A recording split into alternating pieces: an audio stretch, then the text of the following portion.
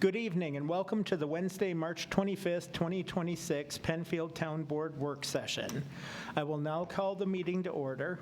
Councilmember Dean, would you please lead us in the Pledge of Allegiance? Yes, I'd be happy to.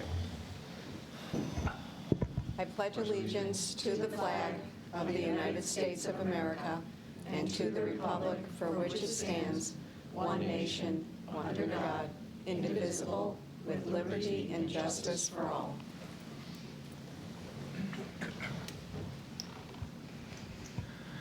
The minutes from the February 25th meeting have been amended, so I would ask for a motion to approve them as amended. So moved. Is there a second? I'll second. Is there any discussion or corrections? Barry. Aye. Dean. Aye. Getz. Aye. Lang. Aye. Teglash. Aye. Okay, thank you. Now we will move into department head updates, and I will call up the Director of Public Works, Bob Moore.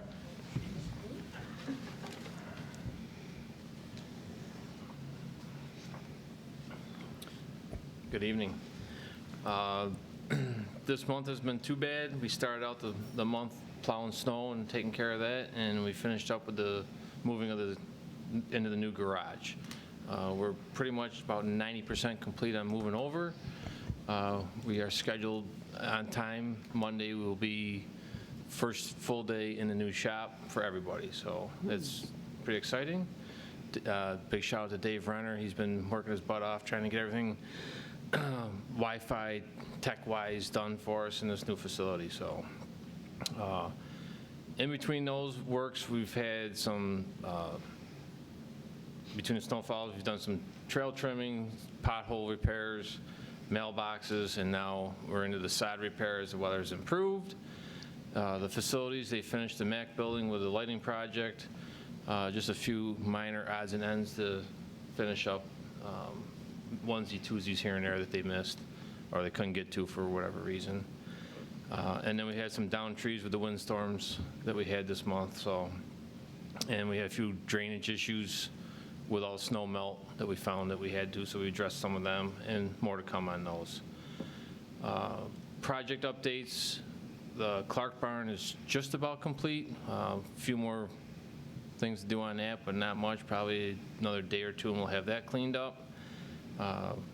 Again, cleaning in the shop, sorting stuff for auction, finding stuff that we didn't even know we had, because we've been there for, since 1940. So there was stuff in corners of the building that we found now. So we're going through all that stuff. So we're going to be sorting through what we don't need. That'll go to auction, and the stuff that we do need will go in the new building.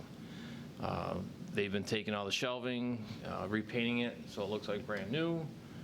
So when it goes in the building, everything should look good. Staffing openings, we still have the animal control evening shift. We have 2 sewer laborers, a highway laborer, the mechanic foreman for the retiree, and the facilities foreman who retired also. Budget, I'll save that for Sarah. She'll have all that stuff.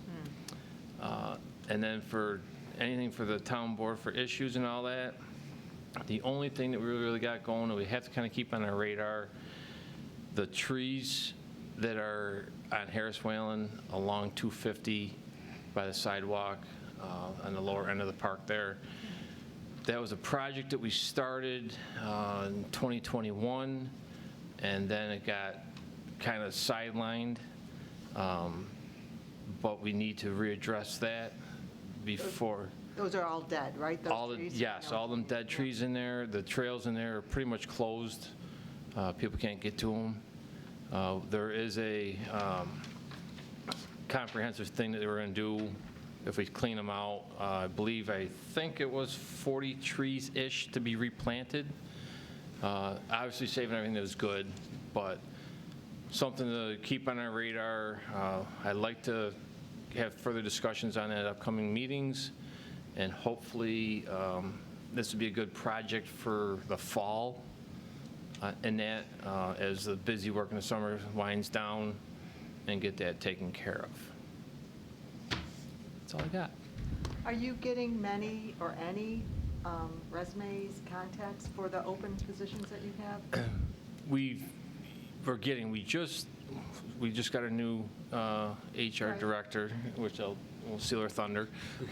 So we're waiting for her to kind of come in and get that. So Okay. most of these were just posted recently, so. All right, thank you.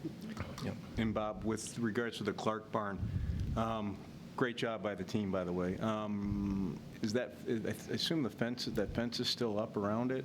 We called, yeah, they're going to come pick the fence up. They thought maybe by end of the week or beginning of next week. Great. So they'll be out of there. And you were able to save some, it's cataloged, so we know. Yep. All right. Yep. So as soon as it's all finished up, we'll get it all cataloged and we'll distribute it out so everybody has a copy of what we have. Good, that was my next question, thank you. Any other questions for Bob? You know, someone shared with me recently that the first notes regarding the new DPW facility were from 2016.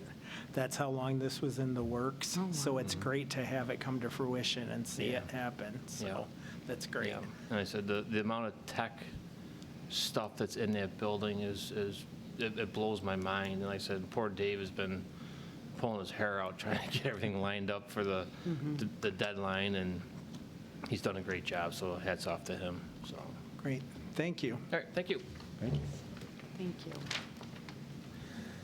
Okay, next I'll have Alan Wrights from Building, Zoning, and Fire Marshal come up.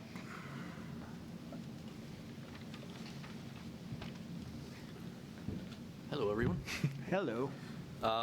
Okay, so I kind of feel like a broken record, but we are really busy upstairs. Just a glimpse of what we did this past month. We did 94 permits, 277 inspections, 27 complaints, and 9 fire safety inspections. So it's been pretty busy. And we have also been working with GovWell again, and have moved into the building permit side of things. Planning and zoning modules are also well underway. And we just had a kickoff meeting for our data migration, which is probably one of the bigger undertakings. So thanks to Dave Renner, who's been helping me with that, because I do know computers, but not that well. So we have had an increase in complaints, of course, as I had mentioned in my previous monthly notes that went out to you guys earlier in the month. One of them is our defaulted properties and vacant properties. Eric Moon, our code enforcement officer, sent you guys some information. I think he did a really good job. A lot of good investigation went into that to kind of let you know kind of what we have to deal with banks, with HUD, things like that. So, and then I also mentioned that our fire marshal rotation call-in schedule has changed to now include 4 people on that instead of relying on just one person. I think it's helped tremendously take a load off of just having it on one person. Got some feedback on that, so we'll be keeping an eye on how it's going, and if we need to change it, we'll address that and change it. Also, sticking with the fire marshal, they will be going to training May 19th through the May 21st. They will receive their 24 hours of in-service credit at that point. Staff openings, we do still have an opening, well, we'll have an opening in May. Working with HR to get that secured. We do have somebody in mind, but we are still working on that. So hopefully within the next few weeks, we'll have somebody that we can come and start training with us. So, and then lastly, just basically, we'll be talking about some code changes on the agenda tonight, so I won't get into it because we'll be talking about it. So, that's it. Questions for Alan? All right, thank you. Yep. Okay, next we'll go to Sarah Reynolds from Finance. Okay, so the Bonadio Group is on site this week. Audit seems to be progressing better this year than last, although we are still a little bit behind. That's primarily due to a combination of factors such as the attrition of staff, and subsequently a great number of 2025 invoices that had to be located. And hats off to the facilities team. They did an amazing job of locating all of those invoices and getting them to finance. So I feel very confident that we have captured all of the 2025 expense. I don't anticipate seeing any 2025 in 2026 at this point. There will be a few more budget transfers, although only a very few. As we got the last of those invoices in, a few accounts did need additional appropriations or budget transfers. So the board can expect to see those at the April 1st legislative session. We do have one additional week of budget with Bonadillo that is scheduled for April 13th through the 17th. So we have a little bit of time between now and then to sort of wrap it all up for them. Bonadillo will then present the draft audited financials at an upcoming session in May. Budget is the key activity of the second and third quarters of the year. I will probably start budget the very last day of audit. So I start in late April, early May, with any GL account lines that are not dependent on department head input, things like debt service payments, which are determined by amortization schedules, insurances, things of that nature. In May, the town board and department heads receive a formal call to budget with a calendar and worksheets. And the town board will receive a schedule of additional work sessions as determined by the supervisor. Together with our new HR director, we will evaluate overtime expense. We will be talking about that a little bit more in a minute. But some overtime is anticipated for plowing. Some is unavoidable and due to staffing shortages and therefore offset by vacancies. Some may be avoidable by adding full-time employees and modifying part-time employees to full-time employees, adjusting work schedules, contracting, solutions of that nature. Encumbrances for 2026 were rolled over towards the end of, actually it was the beginning of this month. So I should be able to provide staff with budget to actual reports at the next monthly staff meeting. Due to a very precipitous winter, we are $121,000 over budget currently in overtime for snow and ice. The good news is, well, sort of silver lining, is that we do have other vacancies and we do have some additional monies budgeted in the highway department for overtime. So I don't anticipate that additional fund balance will be needed at this point. Hopefully we won't have a difficult November and December. We are also slightly over budget in facilities overtime, but that will likely be offset by unspent budgeted wages due to vacancies. This is my second audit with the town, and although I've been through many audits before with the Bonadillo Group for many years in the not-for-profit sector, this process has sort of affirmed my assertion that the finance department is understaffed. I felt that way for the past 2 years. So looking ahead to the 2027 budget, this is my plug. I anticipate that there will be several departments requesting additional FTEs. The finance department provides a critical service not only internally, but also to the larger community. This is one department in which we cannot afford to run understaffed. I will be happy to provide justification in greater detail as we get closer to budget season, but I wanted to put the initial word in. And that is it for me this evening. Okay, questions for Sarah? What are the facilities overtime? So we are short-staffed due to retirement. So those covering the work are having to put in those. Correct. And I will say they are doing a stand-up job. Kind of along the same thought, I think I brought this up last month, and I love the way you worded it, that some overtime is unavoidable while others may not be. Totally get that, but I'm probably going to hammer on the fact that $121,000 plus in the overtime department already in the year seems to be significant. So once you do get into budget and start looking at a head count, I'd really like to see, is this unavoidable or is this not? I know that the weather's been crazy and I know that there's been a lot of unusual circumstances, but when I look at, you know, the Director Moore saying that he's short, I think 6 full-time equivalent head count, one of them being facilities. Are we allocating people to the right places if that's where we're seeing that much of a gap? So Correct. I'll just keep hammering that point until we get a good answer to it, but. And I agree with you. And again, I think now that we have our new HR director, Eventually she'll speak. I think that that's one of the things that we'll be taking a much deeper dive into. Yeah, I can appreciate that, but that's a lot of money, so. It is.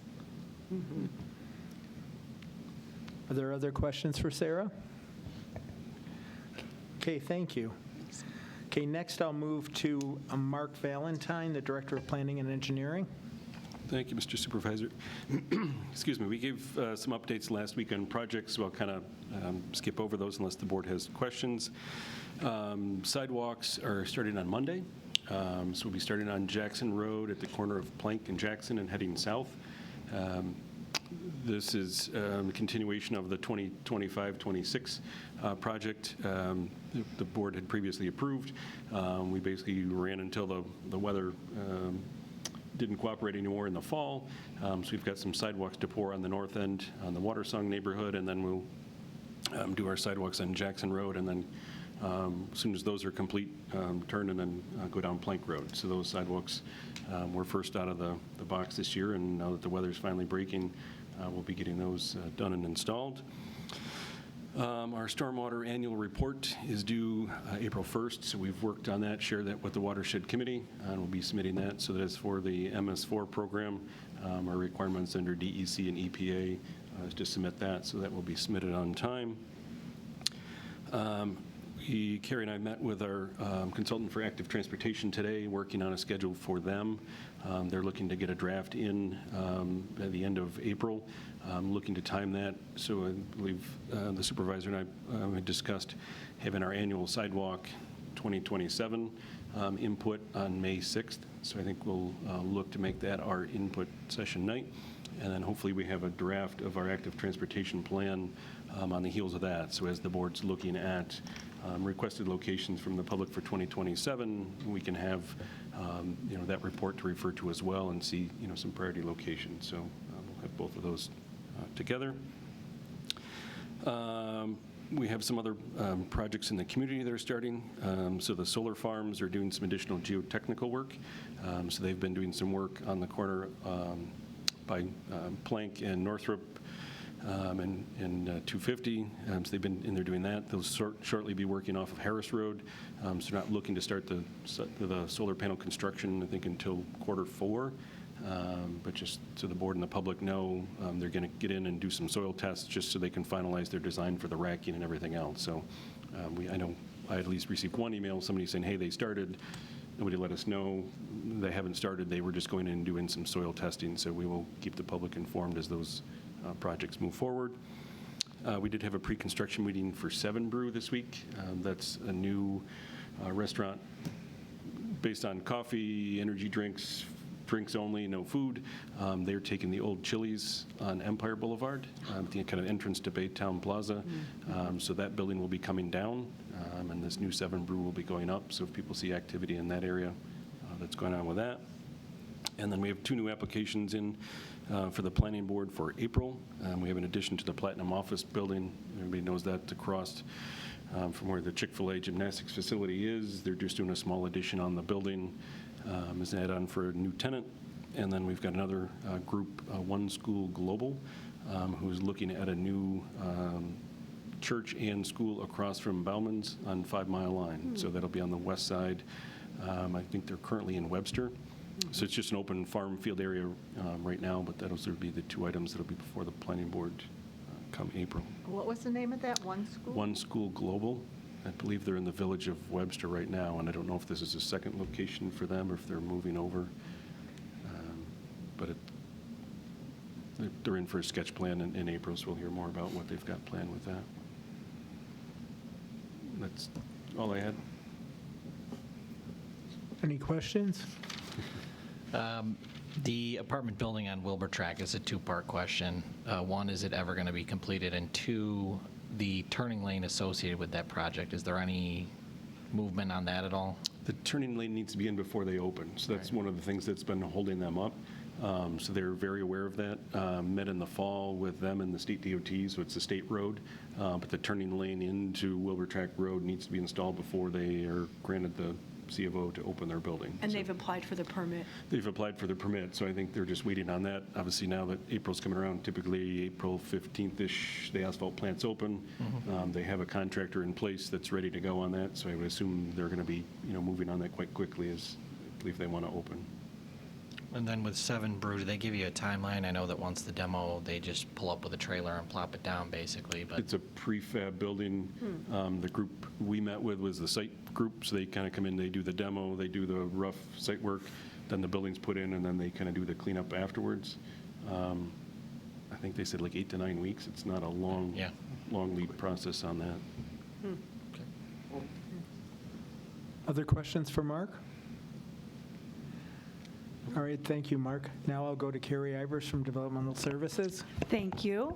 I will echo what Mark said, is we provided project updates last week. If there's any questions about status of those, I thought I'd move on and share a few other things. Wanted to remind everyone that the facilities planning effort, Penfield Forward, Tomorrow's Town Spaces, that community survey is open. We've actually extended the submission deadline to Friday, April 10th, because we realized that the March 31st was lining up against school break and people being potentially out of town, so we really want to maximize everyone's ability to participate in that. Thank you to Andrew Erkfitz and Rhonda Rossman from the library and the Recreation Department for sharing it to their networks. We've also reached out to circulated among Penfield business community. They've posted on theirs. We're sending out direct links to the Penfield and Webster school districts, asking them to share it with their families, since they're often users of our facilities. So just trying to spread the word and ensure the most widespread participation as possible. So if you haven't filled out the survey, please do so.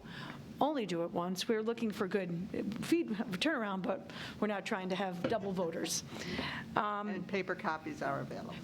Paper copies are available, and I can report I've received 3 so far, and I have provided them to the consultant. So they are being collected. That's a real thing. It's happening. We've got the pro-housing data gathering is underway. Takes a little bit of time because the starting points are historic data points that they need.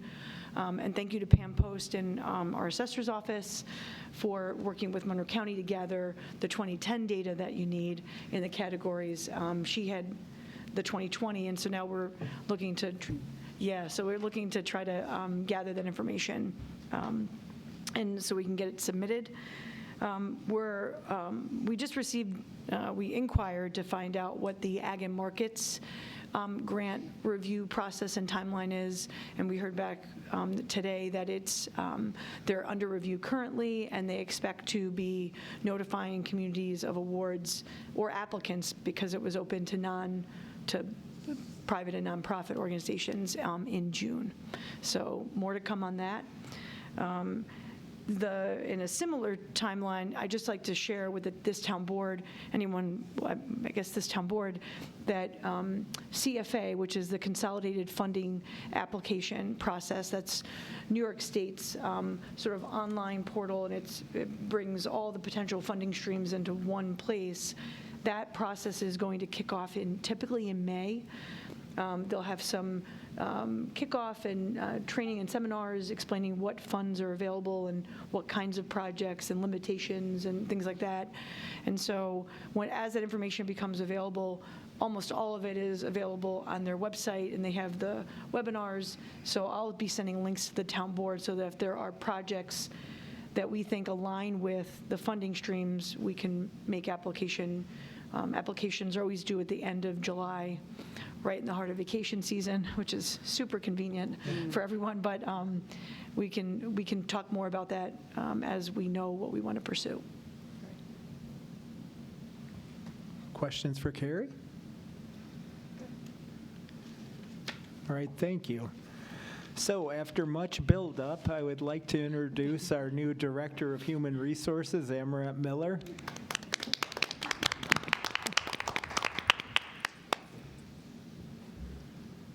Thank you.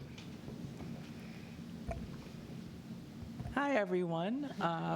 My name is Amaret Miller. I'm our new Director of HR. Thank you so much for allowing me to be here. My report will be a little bit shorter than it will be in the months to come, as this is my 6th day. I had a wonderful onboarding experience, and I think, firsthand experiencing the onboard experience as someone new is the most important thing for someone in HR. I felt that it was descriptive, I felt heard, I felt taken care of, and I left that experience not wanting any more information, so that was very helpful for me. So employees have been stopping by to introduce themselves to me, and I've just had such a welcoming experience overall here, so thank you. As mentioned, we did post this week a security guard part-time. The position has been vacant since last year. We have a senior citizen program specialist. As we had a retirement who turned part-time, we'll be filling that with a full-timer moving forward. A rec supervisor, at this time, she's part-time, right? Park security guard full-time, as we had a resignation. And we also have an animal control officer for the evenings. It's a vacancy replacement, and an auto mechanic foreman, somebody who is retiring in the coming weeks. I will be making sure that our bulletin boards are up to date. I've worked with Steve in security to ensure that I know where they are, and I'm going to be checking those out. We'll be engaging with E&I for a training for our staff coming up soon. As we know, negotiations will be underway for a successor CBA with CSEA, and I look forward to that for the summertime. Let's see. Yes, and as Alan Wrights did mention, we are in the middle of finalizing our clerk selection process, and I hope to have that filled before May 15th when the retirement day is. Also to come, I hope to look at the handbook with our supervisor and department heads to see where we can clean up some language, and we can bring our handbook up to date for 2026. Questions for Amaret? I don't know that you'll know the answer to this because it's only day 6, but I'll give it a shot. I tried to keep up with the count there, but how many total positions do we currently have open and posted? Open and posted? Yeah.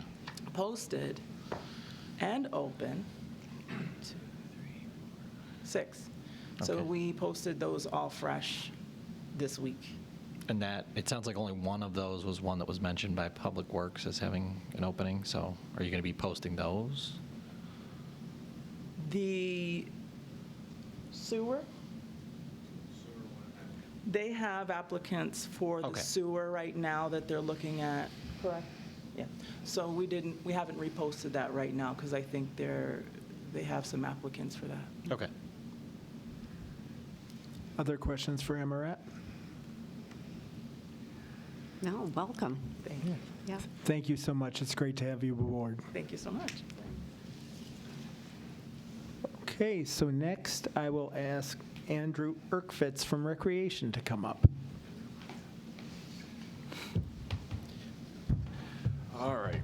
So thankfully, all the other departments went in front of me, so a lot of the things I was going to mention is already mentioned, so you don't have to listen to me too long. But the Recreation Department, we're currently finalizing our summer brochure, programming from June to August 2026. That should be in the mailboxes in late April, with registration beginning in mid-May. Our summer camp registration was held on March 4th at 10 a.m. for Penfield residents. It went a lot better than last year.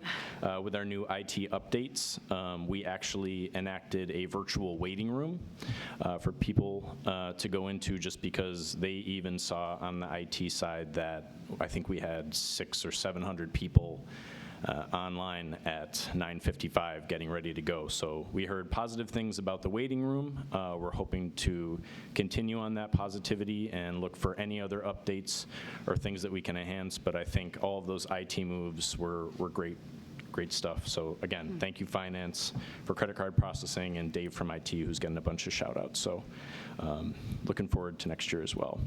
We're still looking to offer additional location at Harris Whalen Lodge. That would be approximately adding 50 enrollments. We still have decent sized wait lists of anywhere from 50 to 80 kids. So hopefully be able to add a location and help with those wait lists. One of the things that the Parks Department and Recreation does between January and March is work with our community sport groups for field scheduling at all of our different diamonds and rectangles and athletic courts, pickleball courts, stuff like that. I did just want to mention that as much as the weather is getting nicer outside, our fields are still closed. We want to have them rest as much as possible. Our parks team will come out there, put nets up, start lining, usually around late April for our rectangle fields.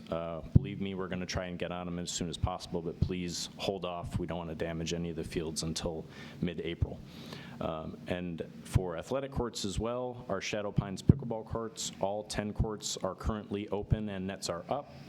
And Veterans Memorial Park behind us, the nets are up. All of the other tennis and pickleball courts around Penfield, we tentatively open in mid-April. And once all of the nets goes up, that's when our security and parks team start to turn the lights on in the evening. So just wanted to give everybody a heads up as we start to get questions once the weather gets nicer. Carrie had mentioned Penfield Forward, tomorrow's town spaces. So please, everybody, we want community feedback. Go and fill out the survey. We're doing event and concert planning as well as Independence Day event planning, hoping to wrap that stuff up in the upcoming weeks and have information out to the community in late April, early May for a week-long programming and events for Independence Day. Amaret mentioned our full-time senior citizen program specialist. That just went onto the website, so we're receiving applications, hoping to fill in April and May. We're always looking for aquatic staff part-time year-round for lifeguards and swim instructors, and again, trying to get more summer camp part-time seasonal staff to add that Harris Whalen site. The only other thing is the Shadow Pines Southside Shared Use Trails project, which is coming up later, so I'll open to any questions unless Kevin wants to ask for questions.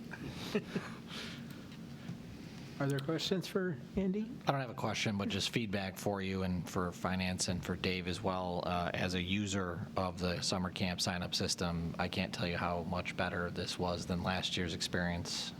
I got that from a lot of the parents of kids my son's age, so worked really well this time. Good work on that. Huge improvement. Yeah, thank you. I think for as much as it's external users as well as the internal users, I think it was about 364 days of stress and feeling like we let the town down. So I'm glad for all the work that the rec department and all of our other departments did. That's great. Good. Nice. Other questions?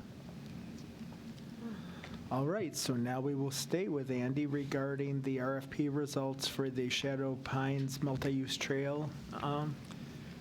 Yep.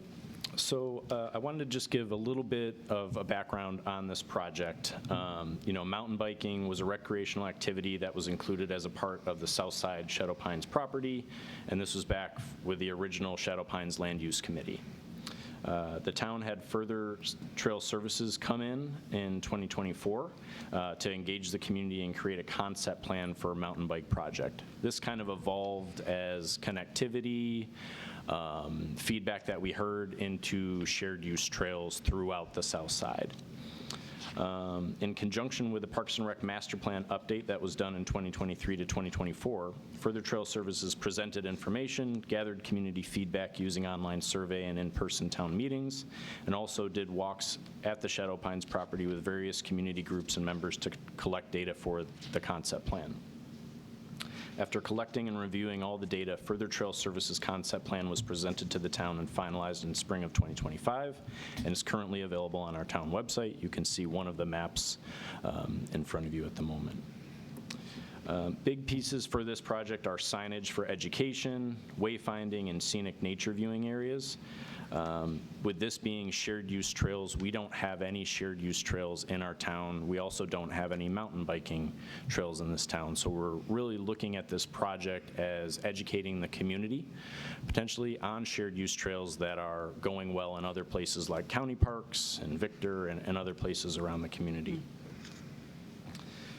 Town staff have been working with Color Penfield Green and Keith all on the way back there to identify invasive plant species locations and starting to plant native plants to revitalize and naturalize the south side of Shadow Pines in areas that potential trails would lead to.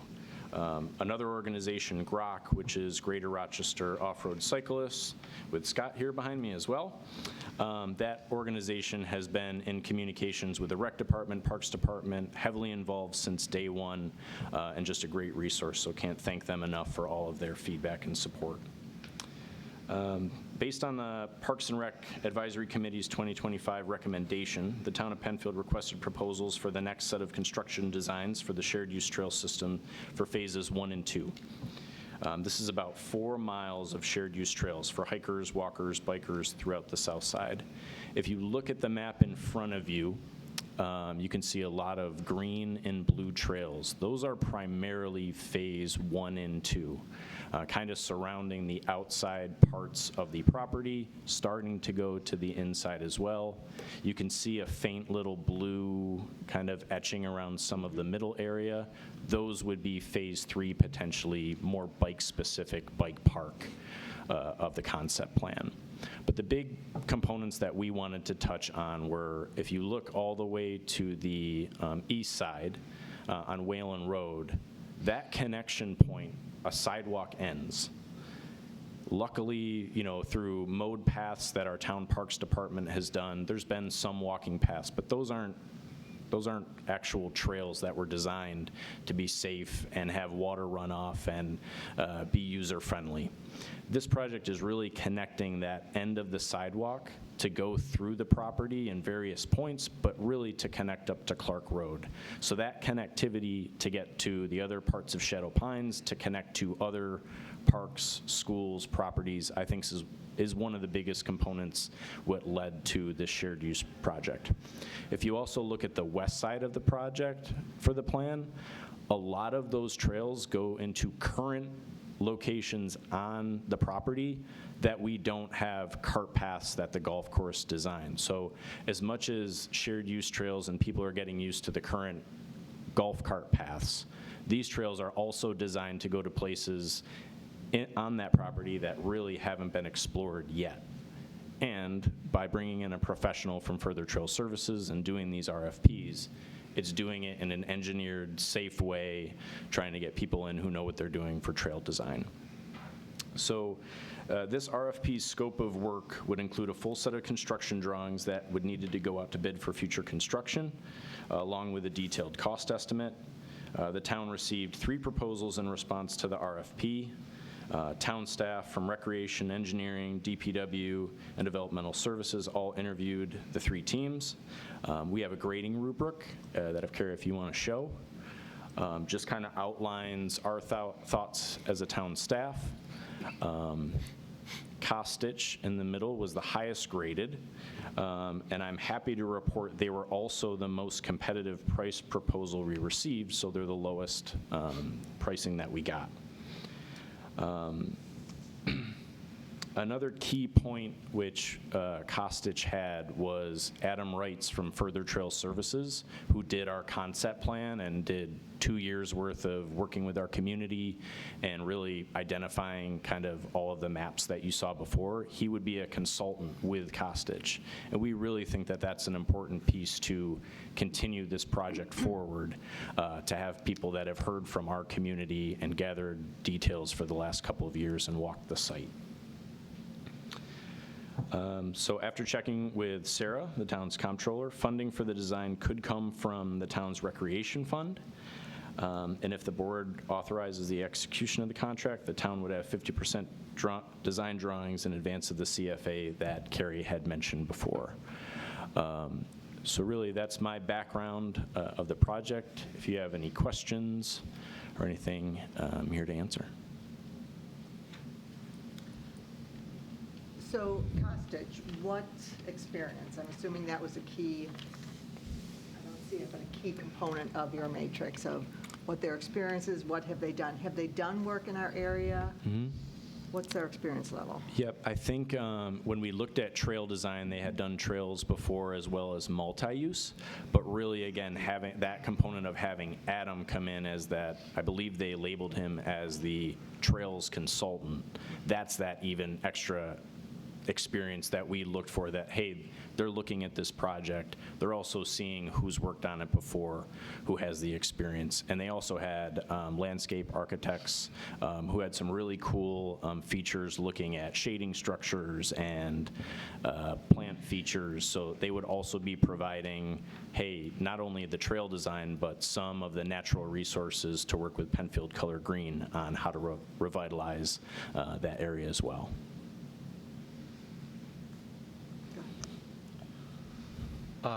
My question's more along the lines of the funding of this. So if I heard correctly, this would be pulled from the recreation fund, at least 50% of it, pending the results of the CFA, or?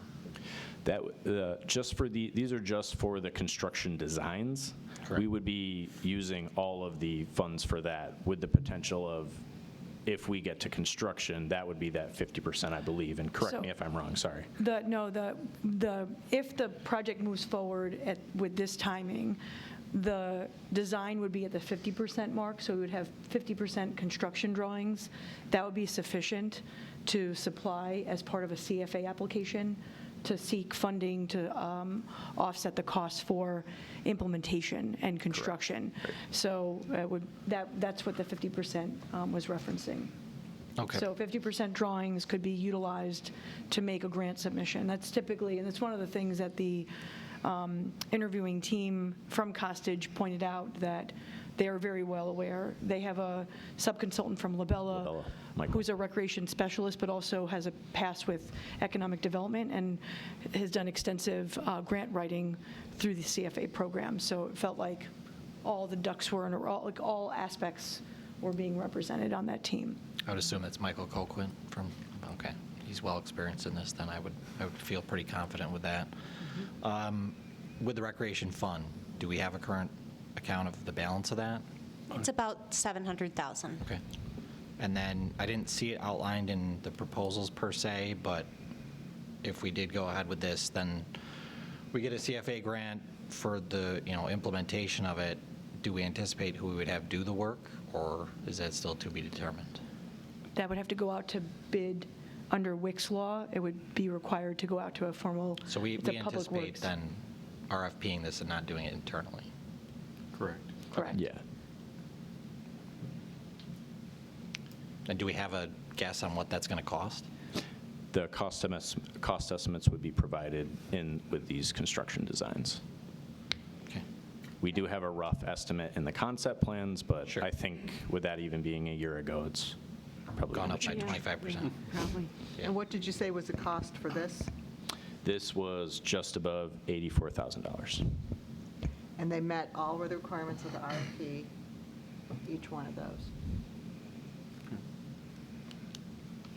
Yeah, the recreation fund is funded every new home apartment unit that gets built in town. $1,000 goes into this recreation fund for stuff like this, for new playgrounds. I believe the last time it was used for was part of the Shadow Pines North development. Some money was allocated out of that fund. I know we've allocated money towards playgrounds in the past, so any new development, the developers pay into this fund so that, you know, the board and the community have opportunities to make recreation, you know, improvements across the community.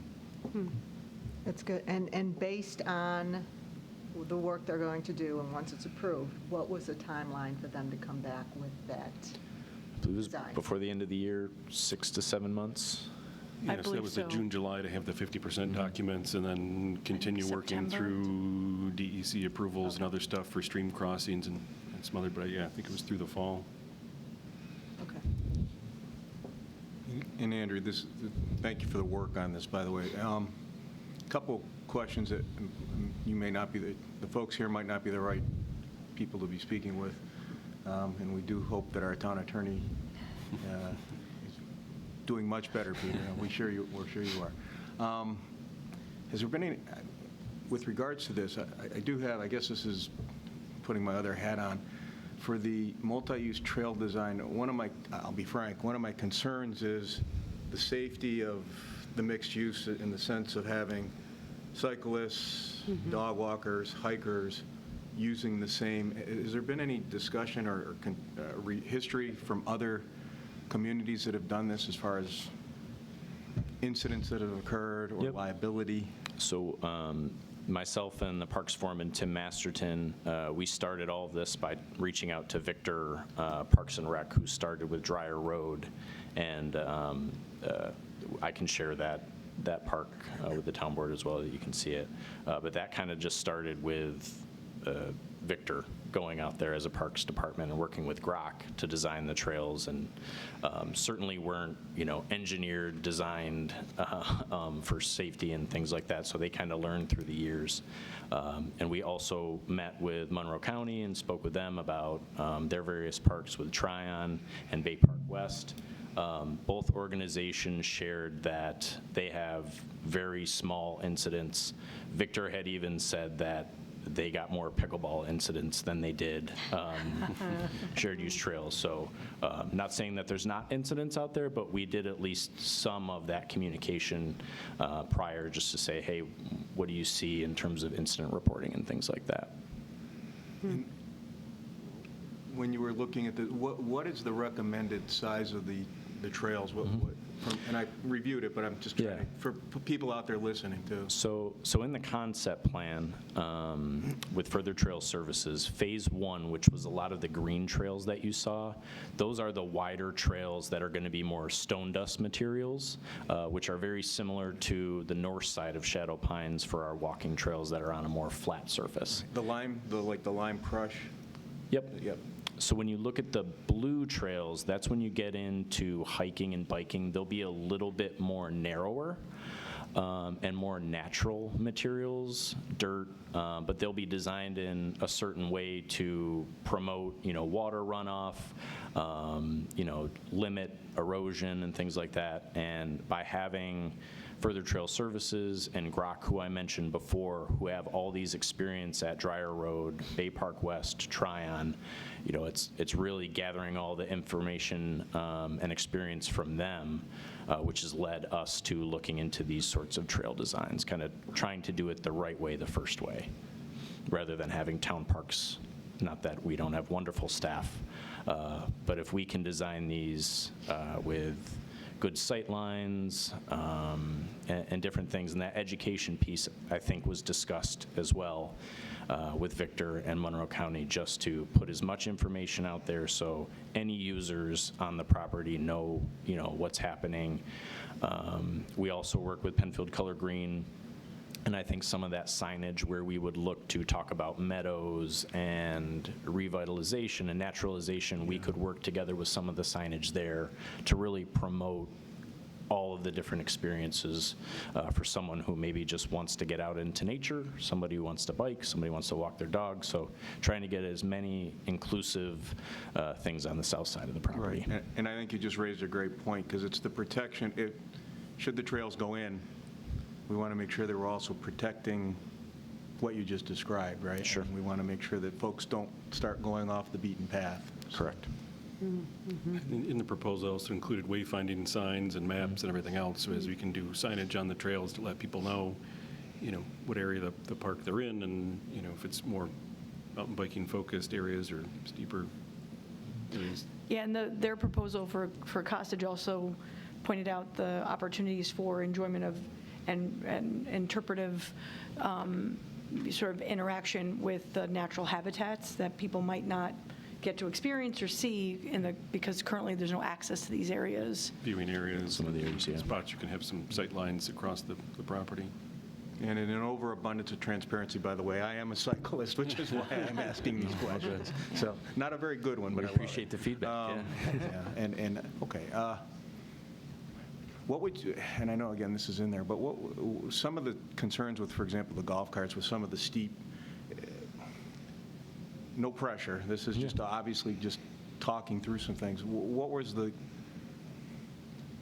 department's thoughts, or again, reviewing this, ways that maybe are some of what we'll call the stakeholders, the folks that have been engaged, how do you remediate that in a way that also keeps the space the way it, historically, the way we see it? We understand that people have been walking, on the golf cart paths, Right. and certainly some of them just stop in the middle of a previous fairway, as a previous Shadow Pines and Shadow Lake employee. But I think with these trail designs, there's recommendations for some of the golf cart paths to be removed and/or turned to the stone dust and things like that. I know that some of the higher graded ones, in terms of elevation decline, for some of the bikers out there, those would just be removed and reworked, so it's not as drastic and as safe as possible.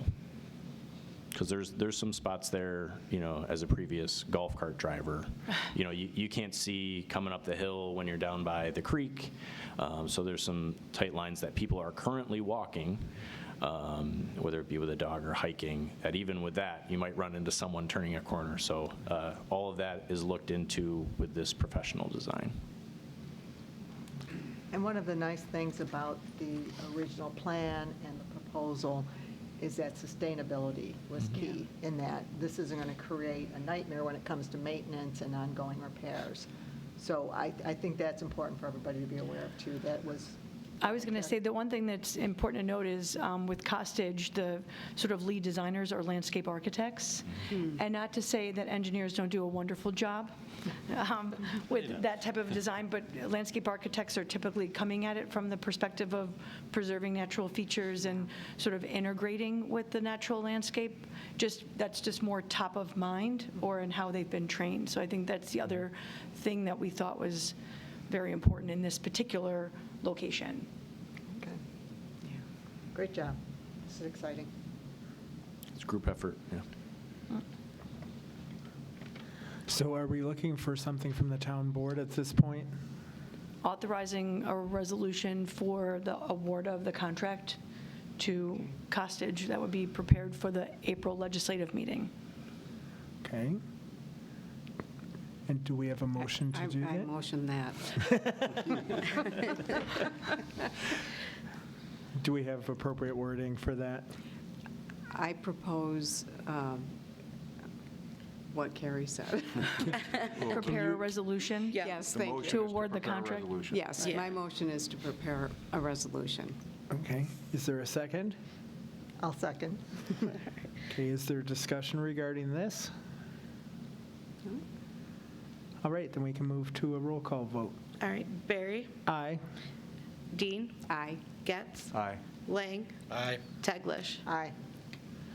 Okay, great. Thank you, Andy. Yeah, thank you, everybody. Appreciate it. Thanks, Andy. And thank you, Carrie and Mark. Yes, thank you. Okay, Thank you, Andy. Good job, everybody. Thanks. Now I'm going to ask Alan Wrights to come up, and he and Carrie Ivers are going to discuss proposed modifications to the recreational area code. I'll bring it up.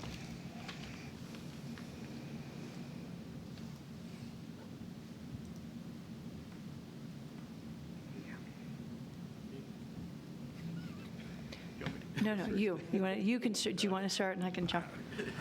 I just had noticed something while I was standing by as fire marshal a little while ago, and a few things have come up lately regarding some of our temporary events that we do have here in the town. Our town guidelines for these events kind of go over the codes to follow and certain criteria that you need to follow in order to have these special events. Most of the time in the fire marshal's office, it comes up as a temporary tent. Anything that's over 400 square feet needs to have a permit. These are usually commercial type events, like Paychecks, I think, had one not too long ago. But one aspect that I noticed was it talked about personal events on private property. In our code underneath recreational areas, it talked about private property basically not having to comply with these codes, and I felt that if there were events that may cause some issues as far as traffic control, causing accidents, any kind of safety issues, I felt that we should probably include some verbiage in the code pertaining to if they were to have a tent 400 square feet or more, if they cause traffic issues, parking issues, things like that that would affect emergency services, the Department of Public Works, or even the Fire Marshal's office. So that's kind of where we're at right now. And I don't know if, I think Carrie will pull up. So I'm highlighting the section that Alan just referenced, is that in our current language, the above shall not apply to personal recreation uses. So typically, private property, if you're hosting an event and you're going to have a very large tent, you still need the tent permit, but there was no permitting or requirement for approval or any parameters needed. Right. And so I think this section of code, because there are some private events that take place where the town may need to have some stipulations for emergency access or things of that nature. And I apologize, as Alan and I were looking at the edits, we eliminated some of the original text. We would correct that for if the town board wanted to entertain this as a change. This would be done via a local law introduction because it is changing town code. And so the thought was to add some provision so that if there's some activity happening on private property that could potentially require services, public services such as emergency, the fire marshal's office, highway department. Yep. Blockport, yeah, and if it included the tent. Often people don't know they need a permit for a tent that size. So people just get the tent, and according to New York State Uniform Code, over a certain size, you have to have an operating permit from the fire marshal's office. So often I think the way Alan finds out about these activities is by way of a complaint. And so this local law would also provide sort of an educational opportunity for folks who may not know that when they're having a large enough tent, they do need to obtain this permit through the fire marshal's office. So I understand the need and appreciate it. Has our town attorney looked at the changes? I did bring it up to him, and he out. suggested that I add some verbiage to the current code that we have to just basically include larger events on private property, anything that would, once again, affect emergency services, highway department, the fire marshal's office. Well, how is that determined? By the size of the tent? So anything over, once again, anything over 400 square feet would require a permit automatically from the fire marshal's office. Okay, yeah, and I guess I'm getting a little confused as to, this is on top of a tent permit, correct? Most of these get triggered by a tent permit. Yeah. Basically because they have something over 400 square feet. However, there are some other events that might happen, such as, a 5K race. That's going to affect emergency services. It's going to affect highway department. But that wouldn't be in someone's neighborhood. No, but those are the types of events that are basically covered underneath the recreational areas. The part that's not is there are events currently in this town that happen that might require this, such as, events that are, trying to raise money for somebody and they may have somewhat of a concert or something. It's someone's house, though? Yep. Yes. Yes. So that's happening? Yes. Yes. So how would it be determined in advance that the particular event was going to affect townwide services? Yeah, I'd like to know. Well, that's the big. That's a great question. Obviously, we don't know, but if we do, we can hold them to a certain, requirement by having this added part to the code. Obviously, we'll do our best to make sure everybody knows that if they have a large event that's going to affect any of our services, that they would need to contact the fire marshal's office for this type of event. So. Yeah, this code language, just so everybody is aware, is housed under Article 14 of the zoning code, which addresses variances and special use permits. So these are the types of what types of things need a special use permit. Special events like a 5K, that's using town roads or even town park facilities needs the special permit to be granted by the authorized official. So it's not a board review. It designates authorized official, which is defined in our town code. And before, private activities on private property were exempted from this requirement. So if I was hosting a concert and fundraiser on my very large property, that's just a private event. And so I think the fire marshal or the authorized official for the town, code enforcement, would have no basis to say you can't or you need to do something differently or this is an unsafe condition. So I think of different events that occur, and holding an event on your private property isn't the issue. It's when it spills over and affects the neighbors, affects Correct. the roads. So for example, in my neighborhood, we used to have a block party where we would have to go and get approval to close our road. So something like that where you would look at it, we had to get so many signatures to get that approval. If one of our large areas did something and it might block the road because of parking on the street. And I know it goes back to how do you know unless somebody files it. So those, right now you still need permission to have a block party. It doesn't have to, we've gotten requests to close a town road for a film production. So it's a matter of getting the approval of the Director of Public Works to say yes, and then we notify emergency services that this is happening from this time, and, it's not preventing them from getting to a location because it's just as simple as a wooden barricade, so they're able to quickly move that out of the way. But it's more of a notification and permissions thing. I guess I'm wondering that if I was having an event at my house, say I was having a fundraiser of some kind, I didn't have that large of a tent, but it would turn out that when I had this event, perhaps there'd be traffic issues or whatever, but I wouldn't necessarily foresee that. I guess part of the question is, what would be the trigger that would bring this about except when the problem arises? That's exactly what's probably going to happen. Is it's going to be a complaint, as Carrie said, that we would receive, and even if it's an event that's going to happen every single year, at least then now we can educate this event, the people that run the event, and let them know that if they're going to affect traffic or have safety issues on their property. I mean, some people have bonfires. Residential properties can have bonfires. So those are the things that we need to make sure that we educate people with and have the tools to enforce those. So Well, that was, excuse me, finish your thought. No, you're. Oh, okay, thank you.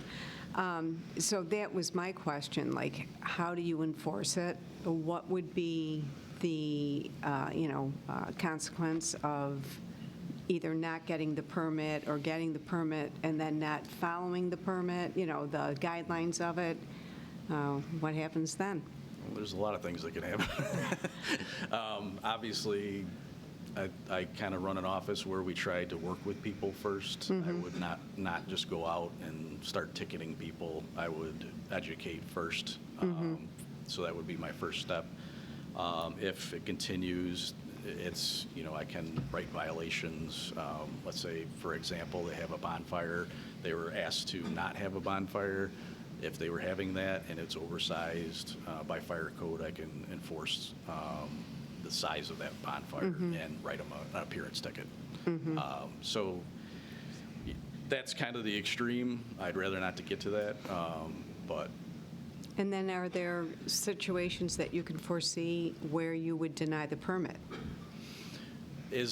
I would, if they're not willing to follow the criteria of what we set forth in that permit, then we would deny it. If they say they're going to and they don't follow that criteria, they would have a hard time getting another one. Okay. And then another question I have is, there's the amount of people who show up to an event versus how many cars bring them there, because you could have 3 or 4 people in a car. So what is your criteria? Is it the amount of cars that you anticipate for an event, or is it how many people that would be there? I understand the concern about, blocking emergency vehicles. So how do you determine that? That's one thing that this code doesn't cover for the most part, especially for private property. Yeah. They could have, 500 people there. Cars are off the street, no issues, and they can have the event. Yeah. So that's something that we can address if we needed to. I've worked for 2 other towns. In one particular town, any event, no matter if it was on private property or not, you had to get an event permit. You had to show an overview of the property. You had to show where the tents are going to be, where the stage is going to be, where the bathrooms are going to be. They had to supply bathrooms. They had to show where parking was going to be, where emergency services could stage if need be. So, we can get to that point, but I was trying to come up with an idea to not restrict people too much, but also make them accountable for safety issues and traffic issues. And, okay, one more question, unless somebody has one right now. Yep. What is the purpose of the permit itself? Is that so you are aware that on a certain address at a certain time, something's going on? Okay. Yeah. It'll help with emergency services responding. We can send out a notification saying, hey, there's going to be an event from, 7 o'clock at night until 11 o'clock at night. They may have a bonfire, whatever the case may be. We can address that with emergency services, let them know. But then also it allows us to hold them to a certain criteria. If we ask them to provide certain things to ensure that everybody's going to be safe and things are where they're supposed to be, then we can hold them to that. Okay, thank you. I'm sorry, Catherine. No, I'm done. Just a quick follow-up. I get the idea of the public safety. The big picture here is trying to keep the community safe, public safety, making sure, for example, first responders can get through, or if there's a nuisance going on. My thought is we would probably, and I really appreciate the attempt to try to fix it. So I think what we may need to do is, and this is on me, I guess I would just feel more comfortable if I saw it a little bit more and did a side-by-side to understand how, Yeah. candidly, to make your life easier, Alan, later on, or whoever, enforcement, what, so that the people, our community will understand, here's the guidelines, this is what you're going to be held to, so that there's no ambiguity. And I think that goes to something Kevin and Catherine was getting at, like, how do we delineate this? And I think there's ways to codify it, but I think it might take a little bit of, I don't want to say time, but just a little bit of nuance and chatting. Well, it sounds nuanced. The questions we're asking, you can't actually say, well, in this case, there's so many cars and so many people.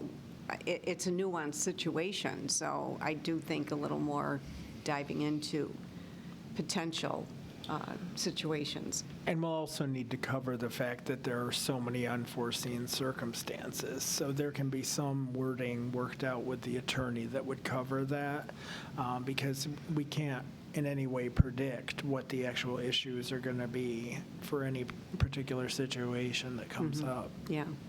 Yeah, and this is really just intended to get the conversation started. It's not even in local law format yet. It's really early stages of, this is the gap that's trying to be filled, and whether or not the town board was interested in pursuing it before we started writing potential code language with Peter. Okay.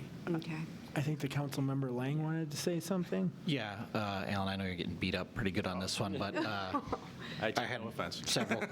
several questions still to kind of just get some clarity here. So since I haven't memorized every single permit that we have in the town of Penfield just yet, do we have a separate special events permit, or is the temporary recreation a special events permit equivalent?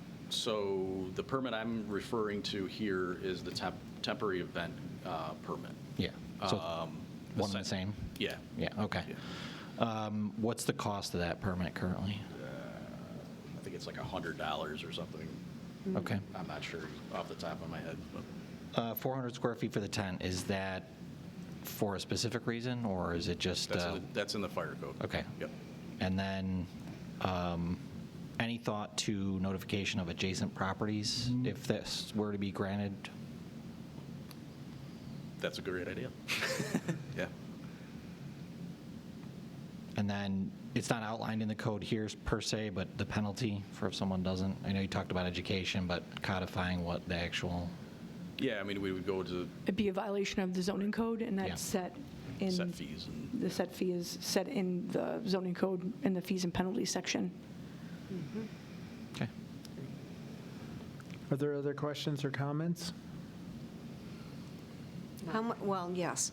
If you have a tent permit, how much does that cost?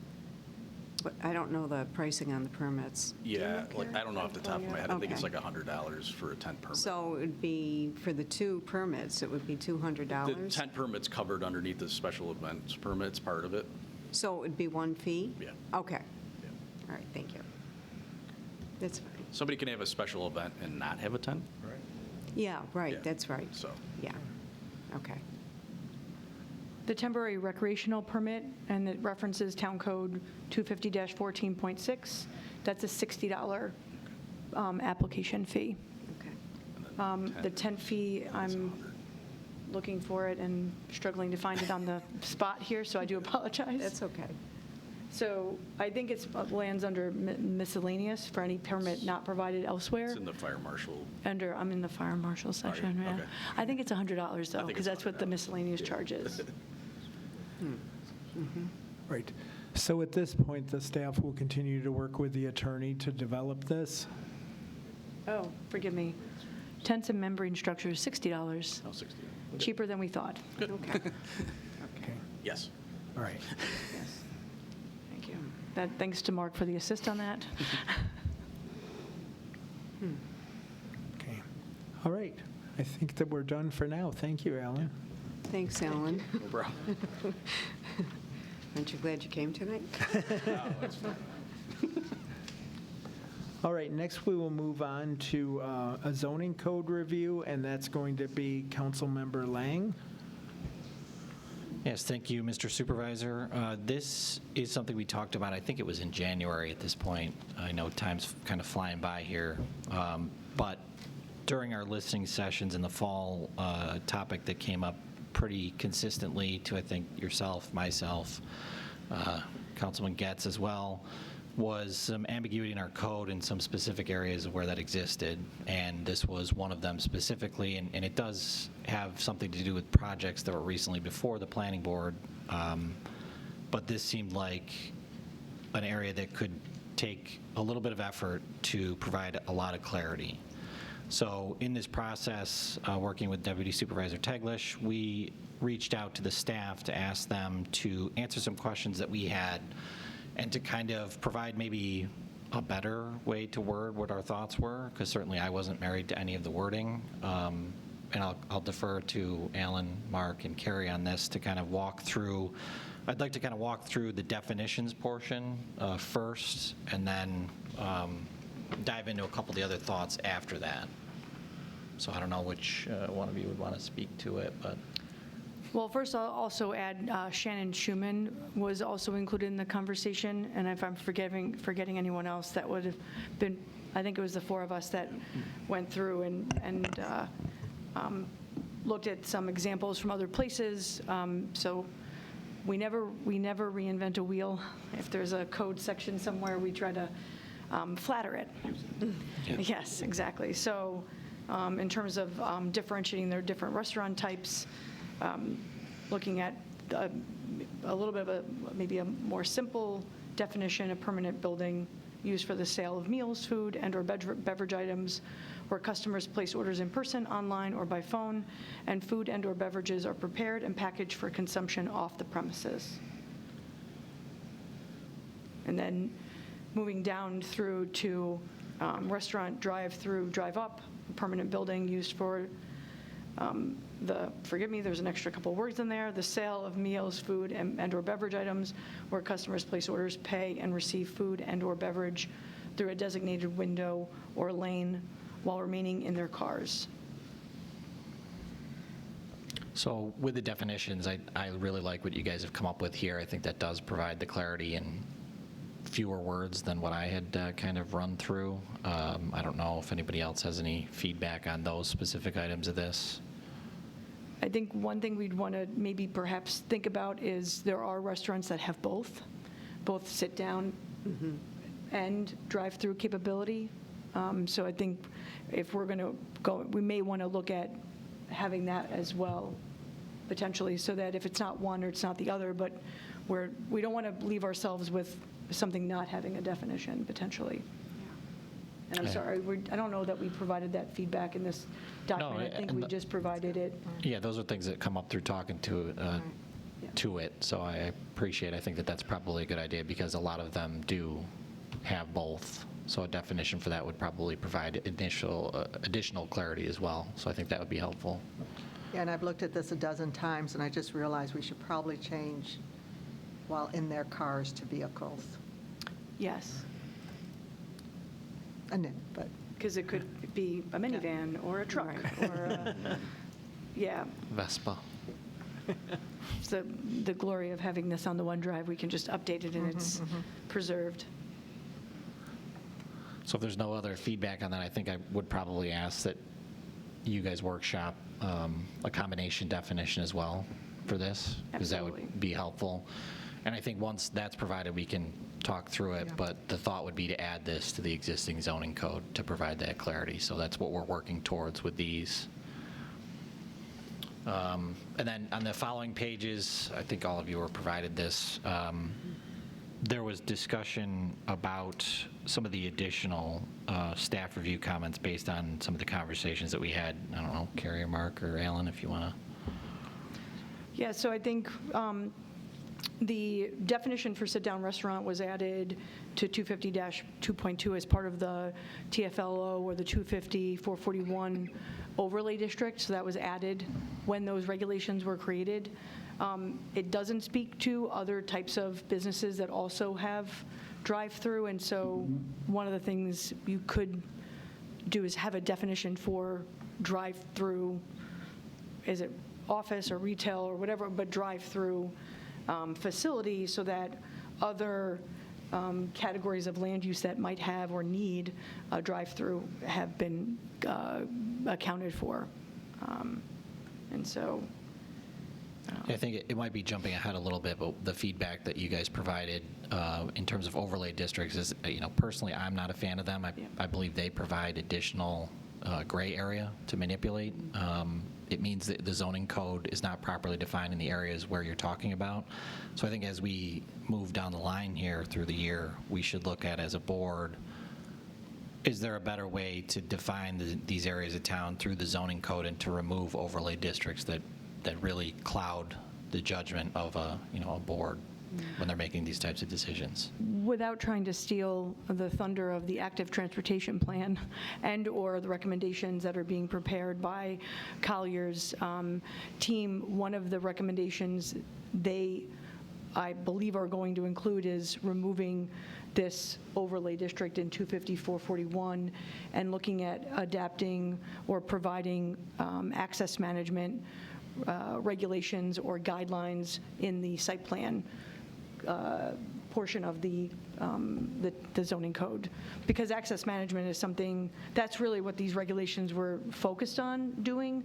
They happen to add land uses, which is never a great idea. The overlays are typically to address something beyond the underlying land use, and I'll point to like the historic preservation overlay, just tells you where properties need to have an extra step of review.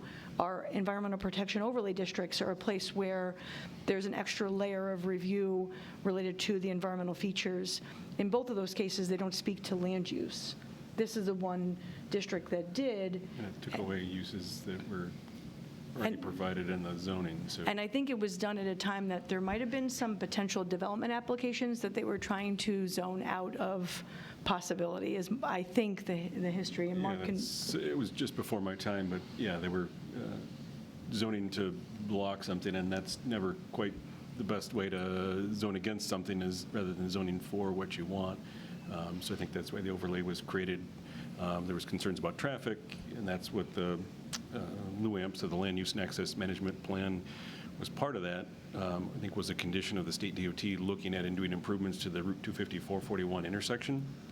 So those have been implemented, but as Carrie shared, through the active transportation plan and through other areas, we're already trying to implement those across the town. So those access management, cross-access between parcels, shared parking agreements make sense in all zoning districts. So those, we'd like to implement those throughout the code. So I don't think that the LUAMP need is there anymore, specifically for that area. But that was, I believe, a requirement of the state DOT to look at that intersection, is to how do we minimize curb cuts, how do we minimize some of these things before they make improvements to the intersections. That kind of came out of that, but I think those are well implemented in all of our districts. Yeah, and I think that the planning board historically done a very nice job of encouraging cross-access and trying to minimize curb cuts, and certainly almost all of our commercial corridors, it's a county or a state road, and so those agencies are also looking for ways to minimize or reduce conflict points, having traffic, circulate onto roadways only when you absolutely need to.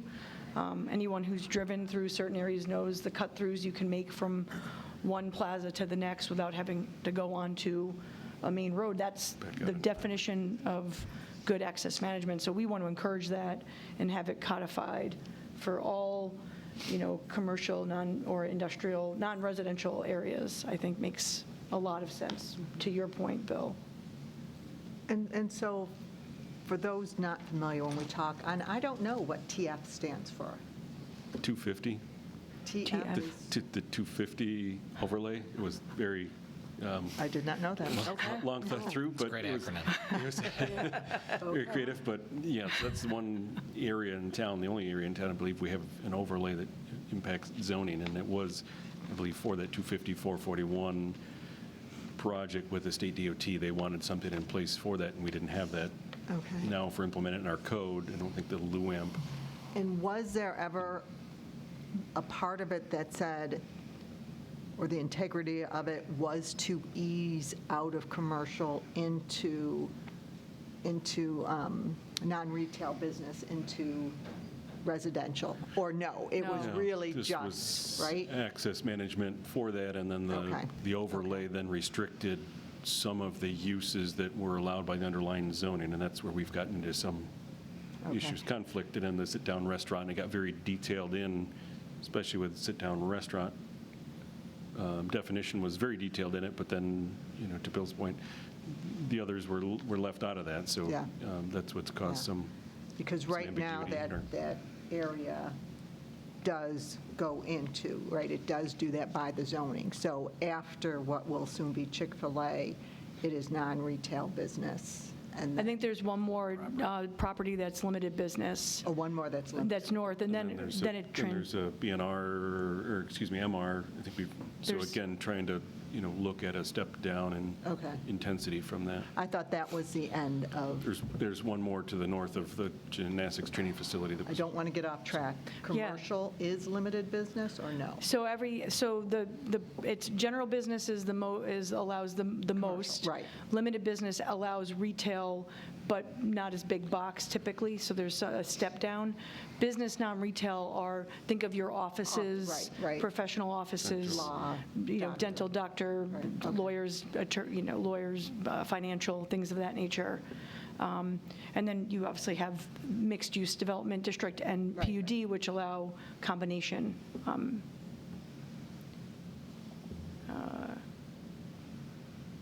Do we beat that to death? I'm so sorry. No, just a couple things, and this is the beauty of real-time communication, because in times when people are not here, they can still communicate with you. So a recommendation from Mr. Attorney is that we also include the addition of a definition of a drive-through, which is not a restaurant, so a Yep. bank or, so Yeah. we should add that to the to-do list. Yeah, that was at the top of our Yeah. additional comments. We can certainly add There's a that lot. as well. Yeah, if we're going to add the Thanks. combination, we might as well add that one as well. Yep. And then just to discuss through the rest without having to cycle through it on the screen, I did bring up the topic of having the town board look at conditional use permitting for certain types of permitted uses, the feedback that the staff gave, as well as what I'm very familiar with the way the attorney feels is that it currently is required at the planning board, and that's where it should stay, or the zoning board.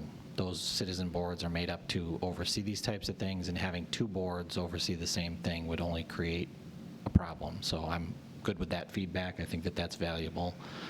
And then, kind of the closing thought here is, I mentioned, is we currently have a cornucopia of studies that are going on with consultants. As those come in, I do think we need to sit down and talk about the 250 overlay and how its existence at this point, I think, only highlights the fact that the code's not sufficient for that specific area. So we might want to look at those in greater detail and how to bring that up to speed with the community as it's matured since that was put in place. So as the town of planned progress, I'd like us to actually progress the code to meet what the community currently looks like.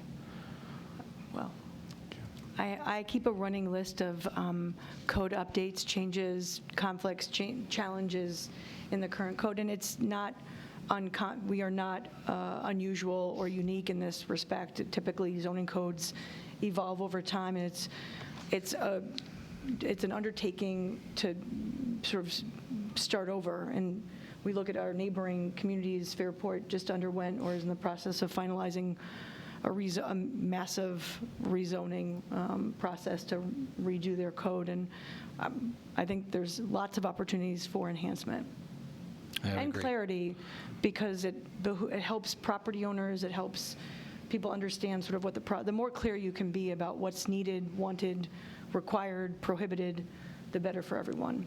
And I'm told that TF is actually 250, 441. So the F in 441 is the capital F for TF. Okay. So whoever was in charge of the acronyms back in 1990. That was not my bingo card. Okay, so the next step here will be that the staff... Updated definitions, we can circulate that to town board members, and we'll certainly share it with the town attorney to make sure he's comfortable. And then once we feel like it's ready to go, we can prepare it as a proposed local law to be introduced by the town supervisor. I'd just like to thank everybody for their work on this. It's a challenge, but I think what Bill said earlier is true. Some of the fixes are easy, and it'll clean things up for everybody in the community and everybody in this room. And I appreciate what folks are doing. This is I think, a very good step. I'm a zoning code nerd, so yes, I concur. Okay, so with that, I believe we can move on. So next, we will go to follow up on the local laws to amend the stop intersections, and that'll be with Mark Valentine. Yeah, so just have a short update on this. I know we're still awaiting a survey map.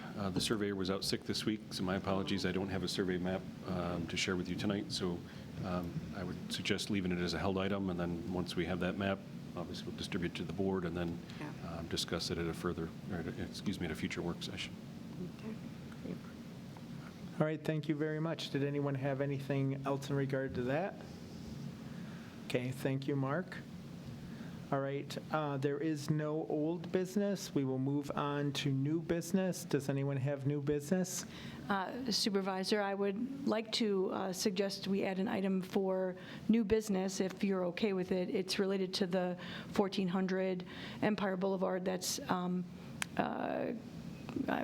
blanking on the name of the restaurant, Capitano's. And it's the matter that we discussed earlier today and that I've reviewed with the town supervisor. Yes, so go ahead. And I'm happy to share this with the town board. The operator of the restaurant reached out to the fire marshal's office to inquire about a tent, seasonal tent, timely topic, on their, over their existing patio. And so the tent will require a permit to be issued because of its size. It's proposed to be 19 feet by 35. I'll pull up, and I apologize, I don't have it pulled up already. The current restaurant has been, in every iteration, has been approved to be a restaurant with outdoor seating and allow for music. So there's no change of use. The patio exists. They're not creating any new area. It's seasonal in nature. And so it does not require a special use permit to be contemplated by the town board or a public hearing. And so I'm just sharing it with you. You won't even see it from the roadway, but because it's happening in the LaSalle's Landing districts, I always like to let the town board know when something's happening in that district, even if you don't have a decision that needs to be made. And so just wanted to share it as an update that they are asking for permission to put in a new tent, and provided that the fire marshal has no reason, unless the fire marshal has some issue or concern, it's going to be just a ministerial decision. I have a quick question about that. When a permit is granted for that, is it a one-time thing? Because this is seasonal. He doesn't need it every year, does he? You have to Yes. reapply every year. Yes. Oh, okay. And I'll just bring it up as a... Yeah, I mean, K2 was similar. They had a similar outdoor space down in LaSalle's Landing that they come back seasonally to have to reapply for their permit Okay. for that. So Right. it is with keeping with other properties within that district. I see. And it's in the back of their restaurant? I'm going to by pull it the up water? right here. Kira's working on a, So this area right here Mm-hmm. is the area where the temporary tent would be installed. And it's just to Oh, provide yeah. shade. so be a zoom Yeah. out. I think at least gives, I'm sorry? and just saying zoom out, so they have context of the Oh. property Yeah. surrounding. So, thank you. Good call. Those the So- apartments over there? Yeah, so this is the restaurant. Mhm. This is the Bellagio. This is Water's Edge Mhm. complex. So where it's situated, you would have to literally drive on the property, hop a fence into the pool area to, or be in the restaurant looking at with a window seat to potentially see it. Right, are there any other questions regarding that? Yeah, one more. Regarding, and I understand that this is standard procedure, that they apply for a permit every year, but what's the purpose? Is that for monitoring purposes, so that if things occur during a certain season, you can address it at that time? Like, what's the thought behind we it? need to check to make sure the tent is safe, make sure that they are keeping up on the fireproofing of it. There's an actual, basically like a certificate, like right on it's a label that's right on the tent that needs to be And it says in there it needs to be maintained because a lot of them are fire resistant. They also need to provide certain amount of fire extinguishers. Sometimes, like with as the one that they were talking about, the K2 one, that one's a rather large one. It actually has a smoke detector and CO detector there. But a lot of these are actually mounted to something, so that needs to be checked to make sure that's safe, and we don't have a major wind event that's going to make that thing a Do you plane. do you inspect it? Yes. Okay. Yep. All right, thank you. Any other questions or comments? All right. Is there any other new business?